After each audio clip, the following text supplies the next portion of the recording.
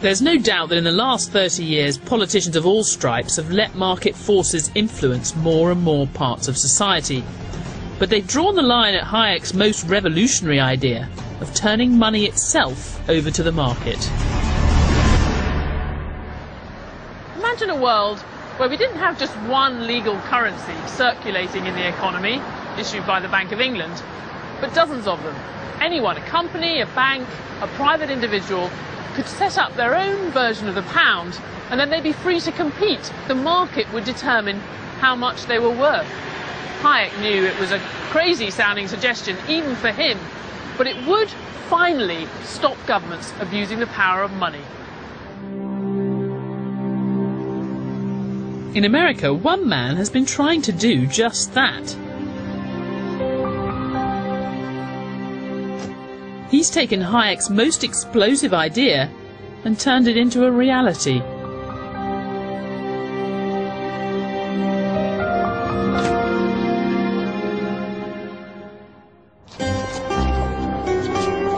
Bernard von Nothaus calls himself a monetary architect.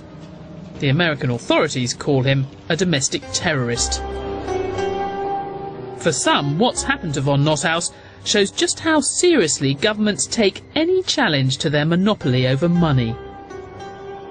Economics is dry and boring, but money is exciting, money is sexy. You know, money's got pizzazz. It's about people and about dreams and about what we do. You know, money is fantastic, and that's what I really connected with in terms of von Hayek, because what he said in here was about people taking control and people issuing their own money. Von Nothaus created his own currency, a silver coin called the Liberty Dollar, which anyone could buy, and many have. Thanks to him, coins worth anything up to $50 million have now been sent out into the US economy. And Hayek was a big inspiration. He says the problem is government money. It's always been government money because they abuse their power. They make money out of thin air. So he says what we should do is to abolish the central bank. The end of the Federal Reserve. That was fantastic. Ever since Benjamin Strong was running the New York Federal Reserve in the 1920s, central banks have used their control over the supply of money to try to manage the economy's ups and downs. But as we've seen, to Hayek and his fans, central banks are the cause of many of capitalism's problems, not the solution. And I don't argue for closing the Fed down in one day either. I want an audit of the Fed, and I want competition. Hayek's ideas of competition and money, and see who can win this argument. But for them to claim monopoly powers and prevent us from practicing private market economics is the real problem that we have. A lot of this is this utopian vision, the golden age when men were men and currency was free. The United States had a long period of no government monopoly on currency. We had that whole system of unregulated banks issuing competing currencies. That system was heavily prone to financial crises. So the idea, again, that competition is the answer is flying in the face of history. Perhaps, but the history of government efforts to control the market hasn't been so pretty either. For Hayek, what was really utopian was the belief that central banks, or anyone else for that matter, could ever be a match for the dizzying complexity of our modern economy. Hayek would say since they can't do it, they should just stop trying. We should stop having... Well, stop having any intervention in monetary policy, or stop having central banks if you go to the extreme.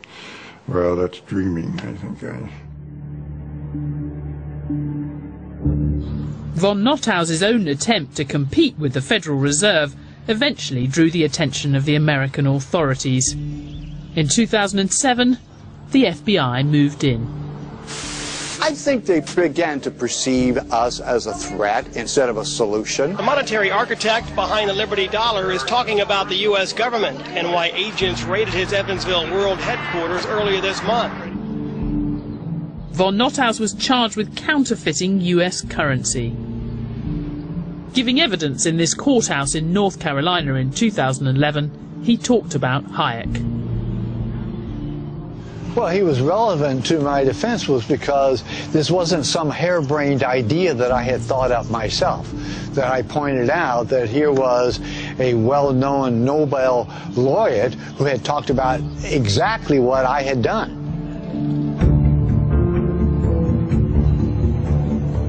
Bernard von Nothaus was found guilty and now faces up to 25 years in prison.